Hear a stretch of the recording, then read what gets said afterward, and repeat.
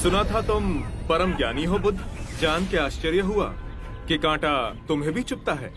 अब तो गली गली ये बात ना उठेगी कि तुम तो कोई पहुंचे हुए महात्मा हो। ये कांटे हमने बिछाए हैं। इस गांव में तुम्हारा स्वागत नहीं। हर दिन अनाज भिक्षा में मांग कर ले जाते हैं। चलो चलो दूसरे गांव का रास्ता लो। मेरा आप लोगों से अनुरोध है कि मुझे अपने गांव में भिक्षाटन करने दें।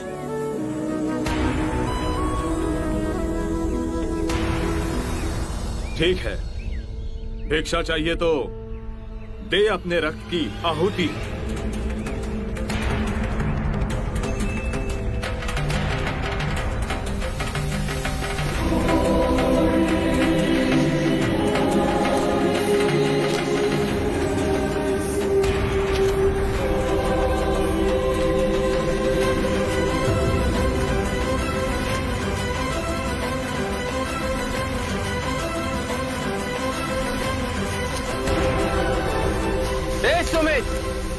रास्ता बुहारा तो इस गांव से तेरा दाना पानी उड़ जाएगा।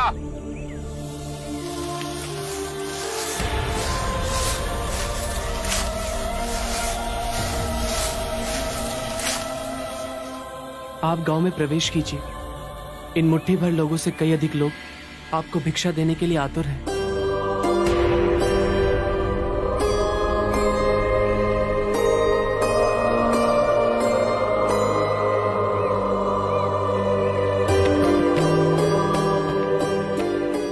आप मुझे ना छोड़ो। हाँ?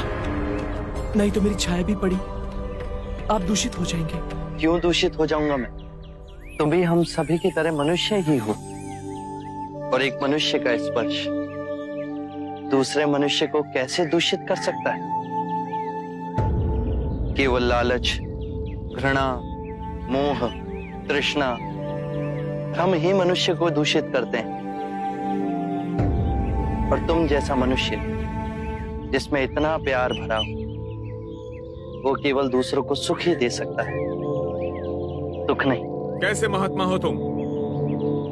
तुम्हें तो जाति वर्ण का ज्ञान भी नहीं है। चोला पहने कोई सन्यासी नहीं होता। अरे पाखंडी हो तुम, पाखंडी। जो मानव से उसकी मानवता को छीनता है, पाखंडी वो होता है। यदि मुझे पाखंडी कहे आप सभी को संतोष मिलता है तो ये उचित है, परंतु इस मनुष्य में भी हमारी तरह प्राण बसे। इसे नीचा कहे, इसका तिरस्कार करना सबसे बड़ा पाखंड है। यदि जानते नहीं हो तो मैं बता दूं, ये धर्मशास्त्र है। पाखंड कैसे हुआ?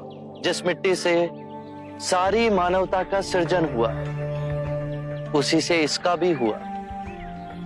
मानव और मानव में भेद कर आप सृजनकर्ता पर कीचड़ उछाल रहे हैं। यदि हम आकाश में कीचड़ उछालेंगे तो आकाश तो ऊंचा ही रहेगा, परंतु कीचड़ वापस हमारे ऊपर ही गिरेगा। आकाश ने तो भेद नहीं किया, वो हम सभी को एक पिता समान ढके हुए है। ये धरती धान उपजती है, इसने हमारे साथ भेदभाव नहीं किया। ये हवा हम सभी के लिए समान बहती है। पानी हर प्यासे की तृष्णा को बुझाता है। जब प्रकृति भेदभाव नहीं करती तो हम मनुष्य में भेदभाव क्यों करते हैं? यदि ऐसा है तो इसे संघ में भिक्षु क्यों नहीं बनाते? बहुत अच्छा सुझाव दिया आपने। सुनीत, क्या तुम भिक्षु बनना चाहोगे? मैं अछूत, आप जैसे महात्मा का भिक्षु मैं इस योग्य नहीं हूं। जो मनुष्य दूसरे मनुष्य की पीड़ा को देख व्यथित हो जाए, उससे उत्तम कोई दूसरा नहीं। मैं बुद्ध स्वागत करता हूं सुनीत का हमारे भिक्षु संघ में।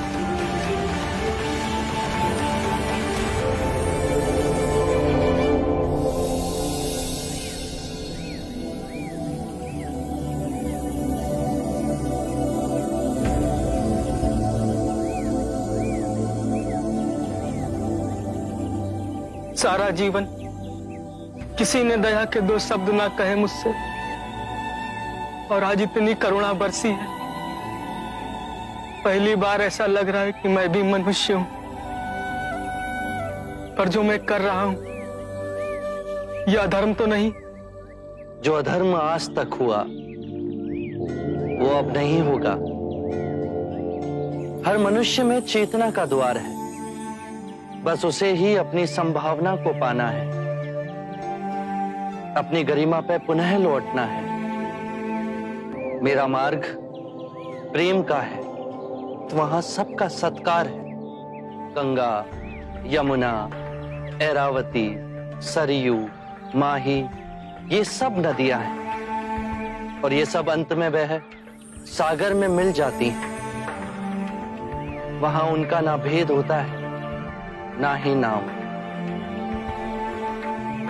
उसी प्रकार जिस भी मनुष्य ने अपना गृह त्याग कर सत्य के पथ पर चलने का निश्चय किया, चाहे वो ब्राह्मण हो या क्षत्रिय, वैश्य या शूद्र ही क्यों ना हो, उसी महासागर में विलीन हो जाते हैं।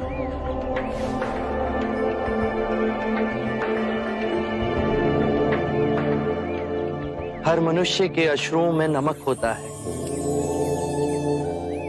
उसके लहू का रंग लाल होता है। ये भेद मनुष्य ने मनुष्य को उत्प्रेरित करने के लिए बनाए। आज मैं इन भेदों को काटता हूं। आज सुनीत को दीक्षा देना क्रांतिकारी होगा। हम पर बहुत से संकट आएंगे, हमें और तिरस्कृत किया जाएगा,